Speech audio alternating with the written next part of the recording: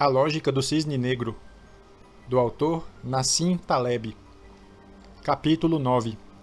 A falácia lúdica ou a incerteza do nerd. Tony Gorducho. Tony Gorducho é um dos amigos de Nero que irrita e Evgenia Krasnova além da conta. Talvez, por consideração, devêssemos chamá-lo mais estilosamente de Tony horizontalmente debilitado, já que ele não está tão objetivamente acima do peso quanto o apelido sugere. É só que a forma de seu corpo faz com que qualquer coisa que ele vista lhe caia mal. Tony só usa paletós de alfaiate, muitos deles cozidos em Roma, mas parece que foram comprados de um catálogo na web. Ele tem mãos grossas, dedos peludos, usa uma corrente de ouro no pulso e cheira a doce de alcaçuz, que devora em quantidades industriais como substituto para o antigo hábito de fumar. Em geral, não se incomoda que o chamem de Tony Gorducho, mas prefere ser chamado simplesmente de Tony. Nero chama-o, mais educadamente, de Brooklyn Tony, por causa do sotaque e da maneira de pensar típica do Brooklyn, apesar de Tony ser uma daquelas pessoas prósperas do Brooklyn que se mudaram para Nova Jersey há 20 anos. Tony é um não-nerd bem-sucedido com um temperamento alegre. Ele vive uma existência gregária, seu único problema visível parece ser o peso e a censura correspondente por parte da família, de primos distantes e de amigos, que constantemente chamam sua atenção para aquele ataque cardíaco prematuro. Nada parece funcionar. Tony costuma ir para um spa no Arizona para não comer, perder alguns quilos e depois recuperar quase tudo o que perdeu no assento da primeira classe no voo de volta para casa. É impressionante como seu autocontrole e sua disciplina pessoal, normalmente admiráveis, não se aplicam à sua cintura. Tony começou como funcionário no escritório administrativo de um banco de Nova York no começo da década de 1980, no departamento de cartas de crédito. Ele cuidava da papelada e fazia alguns trabalhos maçantes. Mais tarde, passou a conceder empréstimos a pequenos negócios e decifrou como funcionava o esquema de obtenção de empréstimo dos grandes bancos, como a burocracia deles funcionava e o que gostavam de ver no papel. Sempre como empregado, começou a adquirir propriedades em procedimentos de falência de instituições financeiras. Seu grande insight foi perceber que empregados de bancos que lhe vendem uma casa que não é deles simplesmente não se importam tanto quanto os proprietários. Tony aprendeu muito rápido como falar com eles e a manipulá-los. Mais tarde, aprendeu também a comprar e a vender postos de gasolina com dinheiro emprestado de pequenos banqueiros da vizinhança. Tony tem um hábito notável de tentar ganhar dinheiro sem esforço, só por diversão, sem desgaste, sem burocracia, sem reuniões, simplesmente fundindo os acordos com sua vida pessoal. O lema de Tony é descobrir quem é o trouxa. Obviamente, em geral são os bancos. Os funcionários não estão nem aí. Encontrar os trouxas faz parte de sua natureza. Se desse uma volta pelo quarteirão com Tony, você iria se sentir muito mais informado sobre o mundo apenas por conversar com ele. Tony é notavelmente talentoso na obtenção de telefones não listados, assentos na primeira classe de voos por pouco ou nenhum dinheiro a mais, ou em colocar o carro em uma garagem que está oficialmente lotada, seja por meio de conexões ou de seu poderoso charme. John, de fora do Brooklyn. Descobri a perfeita pessoa de fora do Brooklyn em alguém que chamarei de Dr. John. Ele é um ex-engenheiro que trabalha como atuário para uma companhia de seguros. Ele é magro, rijo e usa óculos e um paletó escuro. Vive em Nova Jersey, não muito distante de Tony, mas os dois certamente se esbarram muito pouco. Tony nunca pega o trem e, na verdade, nunca viaja para ir ao trabalho. Ele dirige um Cadillac, às vezes o conversível italiano da mulher, e brinca que é mais chamativo do que o resto do carro. Dr. John é um mestre da agenda, tão previsível quanto um relógio. Ele lê o jornal com calma e eficiência no trem para Manhattan, então o dobra com cuidado para continuar com a leitura no horário de almoço. Enquanto Tony enriquece donos de restaurantes, eles ficam radiantes quando o veem entrar e trocam abraços calorosos com ele. John embrulha meticulosamente seu sanduíche todas as manhãs e leva uma salada de frutas em um pote de plástico. Quanto ao guarda-roupa, ele também usa um paletó que parece ter saído de um catálogo na web, só que é muito provável que ele de fato o tenha comprado dessa forma. Dr. John é um homem dedicado, ponderado e gentil. Leva o trabalho a sério, tão a sério que, diferentemente de Tony, pode-se perceber uma linha na areia separando seu horário de trabalho das atividades de lazer. Ele tem doutorado em engenharia elétrica pela Universidade do Texas, em Austin. Como conhece computadores e estatística, foi contratado por uma companhia de seguros para fazer simulações em computadores. Ele gosta do trabalho. Boa parte do que faz consiste em executar programas de computador para gerenciamento de risco. Sei que é raro que Tony Gorducho e Dr. John respirem o mesmo ar, e muito menos que se encontrem no mesmo bar. Então considere que isso seja puramente um exercício mental. Farei uma pergunta a cada um e compararei as respostas. Primeira pergunta. Presuma que uma moeda é honesta, ou seja, possui chances iguais de dar cara ou coroa quando jogada. Jogam a moeda 99 vezes e em todas o resultado é cara. Quais são as chances de tirar coroa na próxima jogada? Dr. John responde. Esta é uma pergunta trivial, meio a meio, é claro, já que você está pressupondo que há 50% de chance para cada opção e independência entre as jogadas. Taleb pergunta. O que você diz, Tony? Tony responde. Eu diria que não mais do que 1%, é claro. Taleb pergunta. Por quê? Passei-lhe a premissa inicial de uma moeda honesta, o que significa que há 50% de chance para cada resultado. Tony responde. Ou você está falando besteira, ou é um grande trouxa por acreditar nessa história de 50%. A moeda deve estar viciada. Não é possível que seja um jogo honesto. Tradução. É muito mais provável que suas premissas sobre a honestidade da moeda estejam erradas do que a moeda dar 99 caras em 99 jogadas. Taleb diz. Mas Dr. John disse 50%. Tony responde, sussurrando no meu ouvido. Conheço esses caras que são como exemplos de nerd da época em que trabalhei no banco. Eles pensam devagar demais e são comoditizados demais. Podemos enganá-los facilmente. Fim do questionamento. Agora, qual dos dois você preferiria ver no cargo de prefeito da cidade de Nova York? Ou de Ulaanbaatar, na Mongólia? Dr. John pensa inteiramente dentro dos padrões que lhe foram passados. Já Tony Gorducho pensa quase completamente fora dos padrões. Para esclarecer a terminologia, o que chamo de nerd aqui não precisa ser alguém que pareça desleixado, inestésico e amarelado e use óculos e um computador portátil preso ao cinto, como se fosse um armamento ostensivo. Um nerd é simplesmente alguém que pensa excessivamente dentro dos padrões.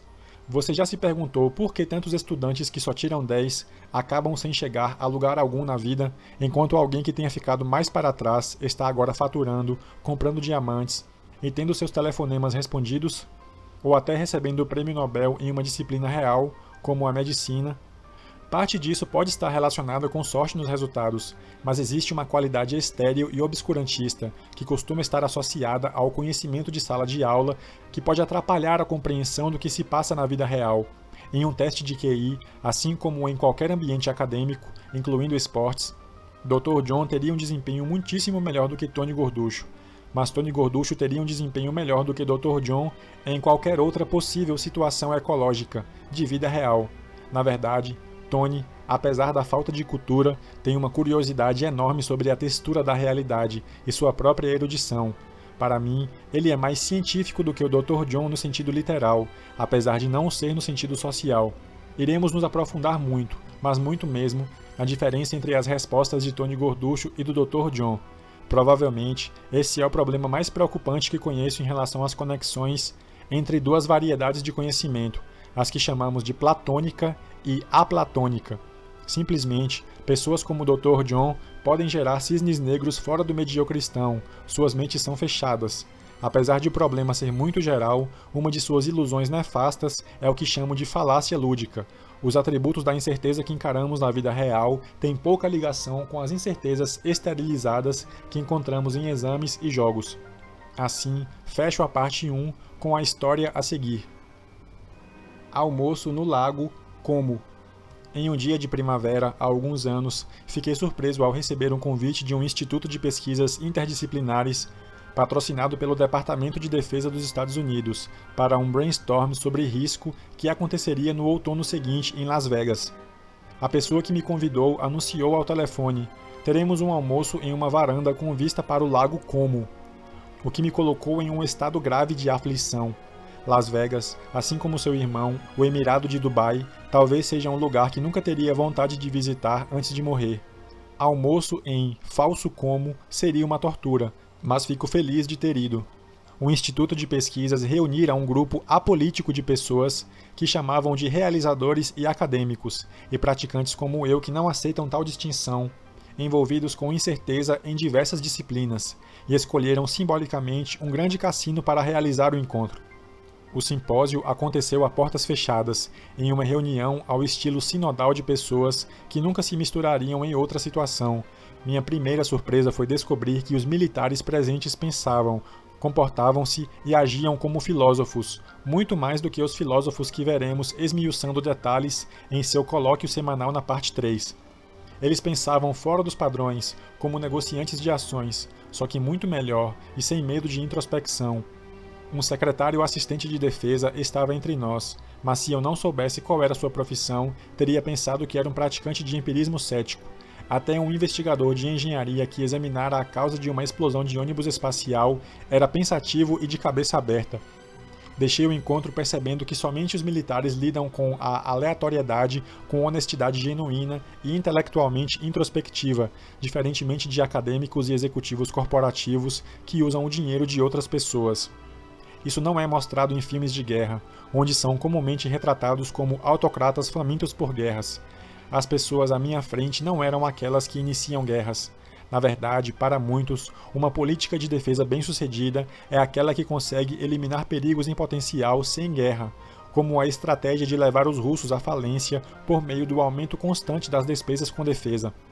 Quando expressei meu maravilhamento a Lawrence, outra pessoa da área de finanças, que estava sentado ao meu lado, ele me disse que os militares reuniam mais intelectos e pensadores sobre riscos genuínos do que a maioria das profissões, se não todas.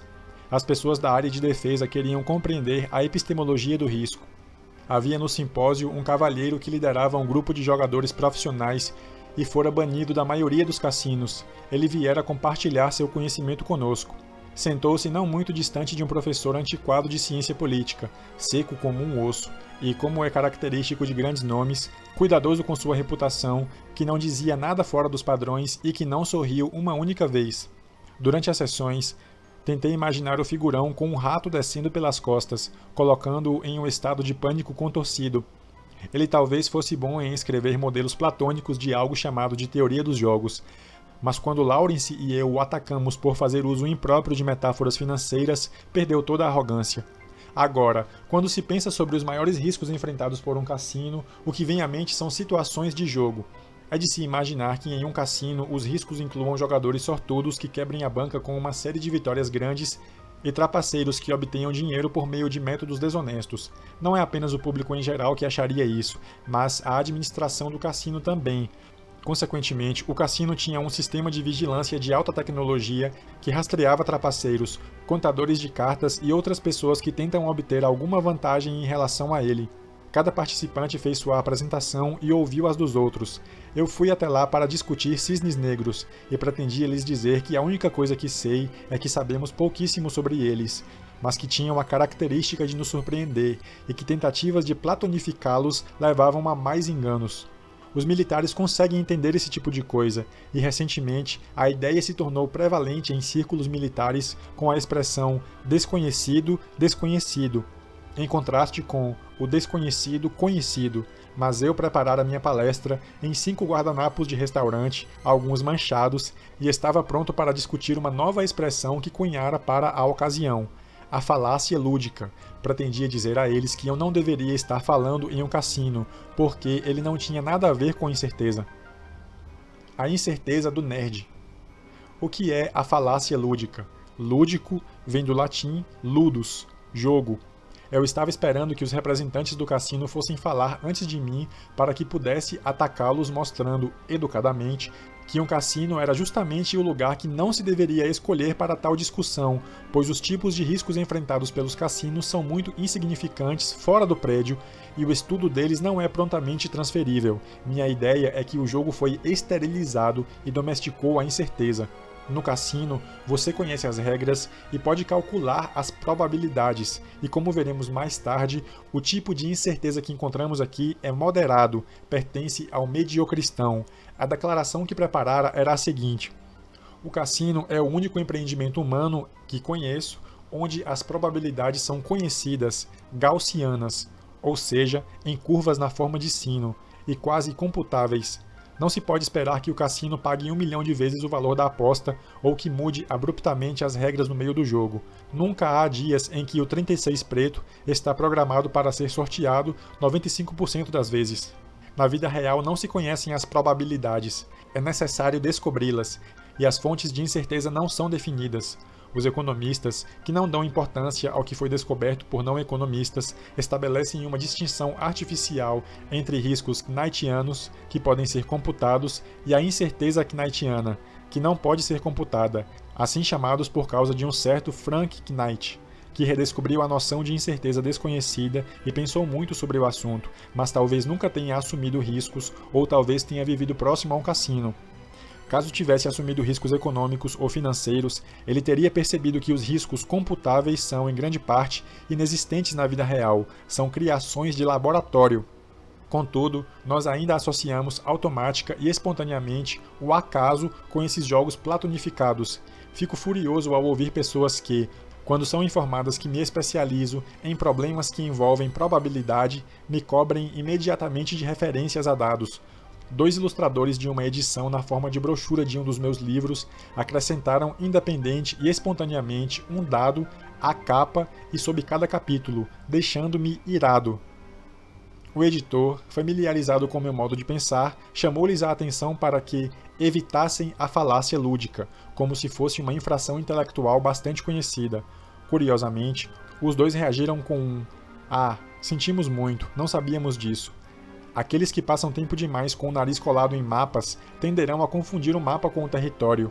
Comprem uma história recente da probabilidade e do pensamento probabilístico. Você será soterrado por nomes de supostos pensadores de probabilidades, que baseiam ideias nesses construtos esterilizados. Vi recentemente o que ensinam aos universitários sobre probabilidade e fiquei horrorizado. Eles sofrem lavagem cerebral com a falácia lúdica e a bizarra curva na forma de sino. O mesmo é verdade em relação a pessoas que fazem doutorado no campo da teoria da probabilidade. Lembro-me de um livro recente escrito por um pensador matemático, Amir Axel, chamado Quais são suas chances? Excelente livro, talvez, mas como todos os outros livros modernos, é baseado na falácia lúdica.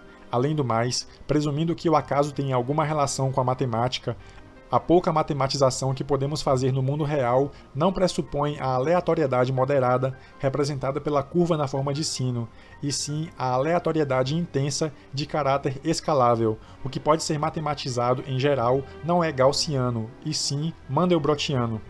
Agora leia qualquer um dos pensadores clássicos que tiveram algo prático a dizer sobre o acaso, como Cícero, e descobrirá algo diferente, uma noção de probabilidade que permanece sempre nebulosa, como deve ser, já que tal nebulosidade é a própria natureza da incerteza.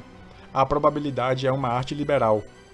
Ela é filha do ceticismo, e não uma ferramenta para pessoas com calculadoras presas aos cintos satisfazerem desejos de produzir cálculos e certezas extravagantes. Antes de o pensamento ocidental afogar-se na mentalidade científica, o que é chamado com arrogância de iluminismo, as pessoas colocavam os próprios cérebros para pensar, e não para computar. Em um belo tratado que desapareceu de nossa consciência, Dissertação sobre a Busca da Verdade, publicado em 1673, o polemista Simon Foucher expôs nossa predileção mental por certezas. Ele ensina a arte de duvidar, como posicionar-se entre duvidar e acreditar.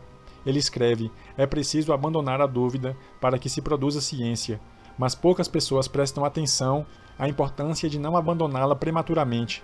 É fato que se costuma abandonar a dúvida sem que se perceba, e chama nossa atenção novamente. Somos propensos a dogmas desde o útero materno.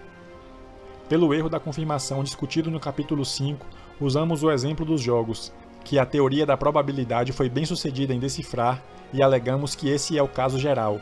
Além do mais, assim como tendemos a subestimar o papel da sorte na vida de forma geral, tendemos a superestimar seu papel nos jogos de azar. Esse prédio está dentro da dobra platônica. A vida fica fora dela. Eu queria gritar. Apostando com os dados errados. Tive uma grande surpresa quando descobri que o prédio também estava fora da dobra platônica. O gerenciamento de risco do cassino, além de estabelecer a política de apostas, era voltado para a redução de perdas geradas por trapaceiros. Não é necessário ter muito treinamento em teorias de probabilidade para compreender que o cassino era suficientemente diversificado entre diferentes mesas para não ter que se preocupar com a possibilidade de ter uma perda grande demais por causa de um jogador extremamente sortudo. o argumento da diversificação que leva a curva na forma de sino, como veremos no capítulo 15. Tudo o que precisavam fazer era controlar as baleias, os grandes jogadores trazidos de avião de Manila ou Hong Kong à custa do cassino. Baleias podem movimentar milhões de dólares em uma onda de apostas. Excluindo as trapaças, o desempenho da maioria dos jogadores individuais seria o equivalente a uma gota em um balde, tornando o agregado bastante estável. Prometi não discutir nenhum detalhe do sofisticado sistema de vigilância do cassino. Tudo o que me permitiram dizer é que me senti transportado para um filme de James Bond. Perguntei-me se o cassino seria uma imitação dos filmes ou se seria o contrário. Ainda assim, apesar de tanta sofisticação, os riscos enfrentados não tinham nada a ver com o que se pode esperar sabendo que o negócio é um cassino, pois no final das contas, as 4 maiores perdas sofridas ou evitadas por pouco pelo cassino estavam completamente fora de seus modelos sofisticados. Primeiro, o cassino perdeu cerca de 100 milhões de dólares quando um artista insubstituível em seu principal show foi mutilado por um tigre. O show, Siegfried and Roy, era uma das principais atrações de Las Vegas. O tigre fora criado pelo artista e até dormia em seu quarto. Até então, ninguém suspeitara que o poderoso animal pudesse voltar-se contra o mestre. Em análises de situações possíveis, o cassino até concebera um animal pulando na plateia, mas ninguém chegou perto da ideia de fazer um seguro contra o que ocorreu.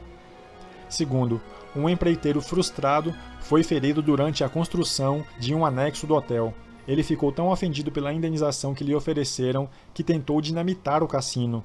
O plano era colocar explosivos em torno dos pilares no porão do cassino. Obviamente, a tentativa foi frustrada. Do contrário, para usar os argumentos do capítulo 8, não estaríamos aqui. Mas tremi ao pensar na possibilidade de estar sentado sobre uma pilha de dinamite. Terceiro, os cassinos precisam entregar um formulário especial para a Receita Federal documentando os lucros de um jogador caso excedam certo valor. O empregado encarregado de colocar os formulários no correio, em vez de fazê-lo, escondeu-os em caixas sob sua mesa, por motivos completamente inexplicáveis. Isso aconteceu por anos, sem que ninguém se desse conta de que houvesse algo errado.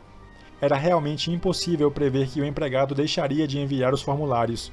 Como infrações tributárias e negligência são violações graves, o cassino enfrentou a possibilidade de perder a licença de jogo ou os custos onerosos de uma suspensão. Claramente, o cassino acabou pagando uma multa monstruosa, cujo valor não foi revelado, que foi a saída mais afortunada desse problema. Quarto, houve uma série de outras situações perigosas, como o sequestro da filha do dono do cassino, que fez com que ele, para obter o dinheiro do resgate, violasse as leis de jogos, tirando dinheiro do cofre do cassino. Conclusão, um cálculo aproximado mostra que o valor em dólar dos cisnes negros, os golpes fora dos modelos previstos e golpes potenciais que acabo de descrever afundam os riscos previstos pelos modelos por um fator próximo de 1000 para 1. O cassino gastou centenas de milhares de dólares em teoria de jogos e em vigilância de alta tecnologia, enquanto a maior parte dos riscos vinha de fora de seus modelos. Tudo isso e ainda assim, o resto do mundo continua aprendendo sobre incerteza e probabilidade, tendo jogos de azar como exemplo. Encerrando a parte 1. O superficial vem à tona. Todos os tópicos da parte 1 são, na verdade, um só. Você pode pensar sobre um assunto durante muito tempo, a ponto de ser possuído por ele. De alguma forma, você tem várias ideias, mas elas não parecem ser explicitamente conectadas. A lógica que as conecta permanece oculta, mas você sabe bem no fundo que todas elas são a mesma ideia. Enquanto isso, o que Nietzsche chama de Bildungsphilister, ou filisteus educados, trabalhadores braçais do ramo do pensamento, dizem-lhe que você está abrangendo campos diferentes. Você responde que essas disciplinas são artificiais e arbitrárias, sem nenhum proveito. Então você diz a ele que é um motorista de limusine e eles o deixam em paz. Você se sente melhor porque não se identifica com eles, e portanto, não precisa ser amputado para encaixar-se na cama de procrustes das disciplinas. Finalmente, um pequeno esforço faz com que veja que tudo era um único problema. Certa noite, eu estava em um coquetel em Munique, no apartamento de um ex-historiador da arte que tinha mais livros de arte em sua biblioteca do que eu imaginava que existissem. Eu bebia um Riesling excelente no canto de anglófonos formado espontaneamente no apartamento, na esperança de atingir um estado em que fosse capaz de começar a falar meu alemão fajuto. Um dos pensadores mais perceptivos que conheço, o empresário de computadores Yossi Vardi, pediu-me que resumisse minha ideia enquanto ficava em um pé só. Não era muito conveniente ficar em um pé só depois de algumas taças de Riesling perfumado, então falhei no improviso. No dia seguinte, experimentei um episódio de L'Esprit de L'Escalier. Pulei da cama com a seguinte ideia: o superficial e o platônico vêm à tona naturalmente. Essa é uma extensão simples do problema do conhecimento. Ela significa simplesmente que um lado da biblioteca de Eco, o que nunca vemos, tem a propriedade de ser ignorado. Esse é também um problema da evidência silenciosa. É por isso que não vemos os cisnes negros. Preocupamo-nos com os que aconteceram e não com os que podem acontecer, mas não acontecem. É por isso que platonificamos, apreciando esquemas conhecidos e o conhecimento bem organizado, a ponto de ficarmos cegos à realidade. É por isso que caímos no problema da indução, que confirmamos. É por isso que aqueles que estudam e saem-se bem na escola têm a tendência de não resistir à falácia lúdica. E é por isso que temos cisnes negros e nunca aprendemos com suas ocorrências, porque os que não aconteceram são abstratos demais. Graças a Vardi, eu agora pertencia ao grupo das pessoas que tiveram apenas uma única ideia. Nós amamos o tangível, a confirmação, o palpável, o real, o visível, o concreto, o conhecido, o vívido, o visual, o social, o incrustado, o que é carregado emocionalmente, o saliente, o estereotípico, o emocionante, o teatral, o romantizado, o superficial, o oficial, a verborragia que soa acadêmica, baboseira, o economista gaussiano pomposo, a porcaria matematizada, a pompa, a Académie Française, a Harvard Business School, o Prêmio Nobel, paletós executivos escuros com camisas brancas e gravatas Ferragamo, o discurso emocionante e o lúrido. Acima de tudo, favorecemos o narrado. Infelizmente, não somos fabricados, na edição atual da raça humana, para compreender questões abstratas. Precisamos de contexto. Aleatoriedade e incerteza são abstrações. Respeitamos o que aconteceu, ignorando o que poderia ter acontecido. Em outras palavras, somos naturalmente rasos e superficiais, e não sabemos disso. Esse não é um problema psicológico. Ele vem da propriedade principal da informação. O lado escuro da Lua é mais difícil de ser visto. Iluminá-lo despende energia. Da mesma forma, iluminar o não visto depende esforço computacional e mental. Distância dos primatas. Na história, houve muitas distinções entre formas superiores e inferiores de humanos. Para os gregos, havia os gregos e os bárbaros, aquelas pessoas do norte que pronunciavam frases amorfas parecidas ao ouvido ático com gritos de animais. Para os ingleses, uma forma superior de vida era a do gentleman. Contrária à definição de hoje, a vida de um gentleman era praticada por meio do ócio e de um código de comportamento que incluía, além de um conjunto de modos, evitar o trabalho além das necessidades de uma subsistência confortável. Para os nova-iorquinos, existem aqueles que possuem um código postal de Manhattan e aqueles que têm algo como um endereço do Brooklyn, ou pior ainda, do Queens. Para Nietzsche, em sua fase inicial, havia o apolônico comparado ao dionísico. Para o Nietzsche mais conhecido, havia o Übermensch, algo que os leitores interpretam da maneira que lhes convier.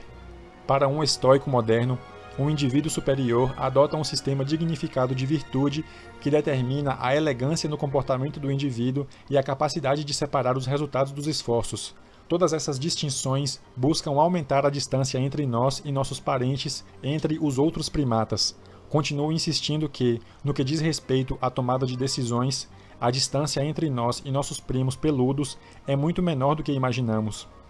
Proponho que, caso deseje dar um passo simples em direção a uma forma elevada de vida, tão distante quanto puder dos animais, então pode ser necessário desnarrar, ou seja, desligar a televisão, minimizar o tempo gasto na leitura de jornais e ignorar os blogs. Treine sua capacidade de raciocínio para controlar suas decisões. Afaste o sistema 1, o sistema heurístico ou experimental, das decisões importantes. Treine-se para detectar a diferença entre o sensacional e o empírico. Essa insulação da toxicidade do mundo trará um benefício adicional. Ela aumentará seu bem-estar. Além disso, tenham em mente o quão superficiais somos com a probabilidade, a maior de todas as noções abstratas. Você não precisa fazer muito mais do que isso para obter uma compreensão mais profunda das coisas ao seu redor. Acima de tudo, aprenda a evitar entrar em túneis. Agora, uma ponte para o que está por vir. A cegueira platônica que ilustrei com a história do cassino tem outra manifestação: foco. Ser capaz de focalizar é uma grande virtude se você é relojeiro, neurocirurgião ou jogador de xadrez. Mas a última coisa que você precisa fazer ao lidar com a incerteza é focalizar. Você deveria mandar a incerteza focalizar, não nós. O foco faz de você um trouxa. Ele resulta em problemas de previsão, como veremos na próxima sessão. Previsão, não narração, é o verdadeiro teste de nossa compreensão do mundo.